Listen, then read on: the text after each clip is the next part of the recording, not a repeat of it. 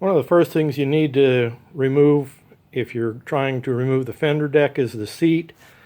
And there's a pin that goes through here, and you just pull this little spring clip off.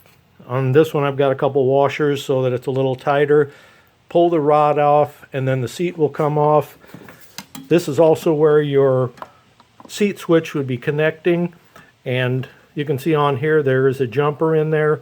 The reason I have a jumper in there is because with the diesel, if I bounce off the seat, it's going to kill the engine. And I don't like to have the engine starting and stopping.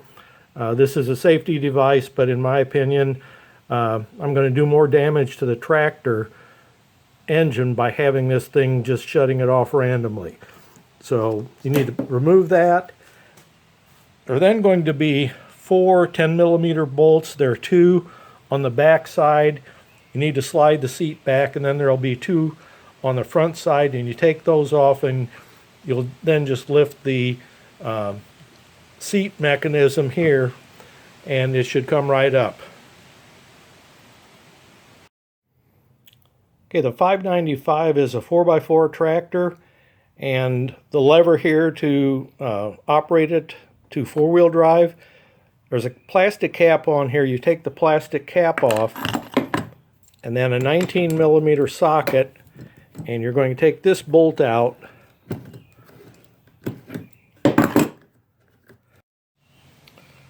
Once you get that nut off, all you need to do is pull this off, and then the rod here, you're going to have to slide it down in the slot here.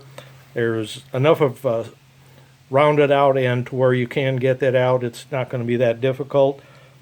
I've had this off before, and the reason I can tell is there's anti-seize on here. First time I took this off, it was stuck pretty hard. So again, you know, when I put it back together, I always put some anti-seize on it so I can get it off. There are 2 bolts that are going to hold the foot deck to the fender deck, and these are back here.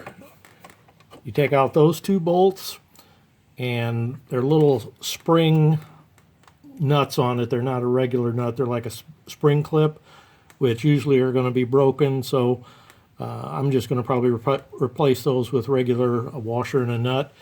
I will be taking the foot deck off, and to take the foot deck off, I need to remove the forward and reverse pedals. So to get those off, that's a 15mm. There's 2 bolts here, 2 bolts here for each one of the pedals. Take those out and lift the pedals out through the top, and that way now you can actually get the foot deck off of the tractor as a separate piece. There are a couple bolts also that are going to be here that go, there's like an L bracket here, angle iron, that go up and are underneath the rubber pad on the foot deck, and that is a carriage bolt. So if you're not careful, when you're trying to take this out, you want to make sure you keep pressure on the head of that carriage bolt. Otherwise you can strip out the hole and then you got a big problem. So there's one here, and then another one back here, and on the other side there's also going to be 2 that you're going to need to remove before you can lift the fender deck off.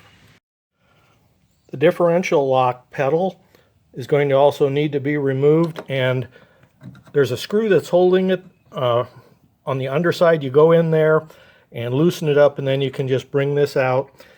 Basically all this is doing is just keeping the pedal from, you know, bouncing loose. You know, it's just going to be in their kind of loose fit. All the pressure is going to be when you're pressing down with your foot on it to engage it. So after all that, I'm now ready to attempt to remove the fender deck. But before I can remove it, I need to reach under, and there's a socket there with this bulb. You need to take it loose. If you don't, when you try to lift it up over the fuel tank, it's going to hang up and you're not going to be able to lift the tank. There also is going to be a connector under here. That's going to be a wiring loom coming over here, and that's going to be connecting to your tail lights and to your light, your power point switch here. So as you're lifting it up, you also want to, disconnect that connector. There also is going to be a bracket underneath the fender that's going to be used to hold the tank, the fuel tank, and you're going to need to remove that also. Okay, this is a bracket you're going to have to remove to be able to lift the fender deck off.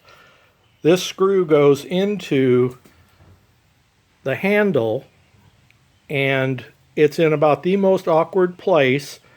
What you have to do is, it's a 10 millimeter head, but to get it out of there, I didn't take the rear tire off, and that's going to be your simplest way to do this. Take the rear tire off. I got this out, but I know it'll be impossible to get it back in. And I remember now, when I did this before, I ended up and just took the rear tire off, and that's going to be the best way to get this bracket out. Once you get this out, the fender deck should be able to lift off. You'll want to remove the fuel cap. Other than that, since this is the X595, I've got the lever there for the two-wheel, four-wheel drive, and so I got to wiggle that out of there. But at this point, it should be just a matter of lifting it off. I just grabbed the two handles, and they're very handy. It makes it very easy to remove the fender deck. Just lift it off with those handles. Okay, I've disconnected the sender. There's a black and a white-black wire. This is what's going to be going to your fuel gauge. I've disconnected that. This is the seat switch, which I'm going to pull this out. There's a cross bracket here, and there are two 13 millimeter bolts. You need to take these out and take this bracket out. Once you do that, you should be able to lift the fuel tank up and kind of balance it out of your way. Usually I just take and tip it up if I'm working on the hydro, but it's not that much. You just take the two lines off, and you could then just get it out of your way, move it completely off of the tractor. These are the light sockets that you're going to need to disconnect so that you can lift the fender deck up. And on the other side over here is where this is the wiring connector that it's actually secured to the fender deck, and that's why when you're trying to lift it off, it's not going to be easy to lift the fender deck up, and then you got to get your hand underneath there and also disconnect that connector. So takes a little extra help. Usually I have somebody hold it up while I try to unplug that connector. This is the fuel tank in the underside of the tractor, and it's just coated with, there's probably a little diesel fuel that got spilled, and the dirt and everything on here is just caked on. So I will be taking the pressure washer and cleaning all of this. This is the pin which goes into the height adjusting knob, and when you take the fender deck off, you're just going to lift it off here. You don't need to remove any pins or anything. Just lift the handle up and it'll come off, and when you go to put it back on, it'll go back in the same position. So what I'm going to be doing is doing a pressure wash on this. The reason I took the fender deck off is I'm going to try to replace a line that goes to the selective control valve, and the other side goes to the power steering valve, which is down here.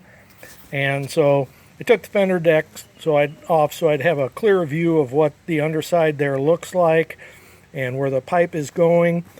And so that will be one of my next projects, is to change the line going from the SCV valve to the power steering valve, and that is going to be a very difficult thing to do.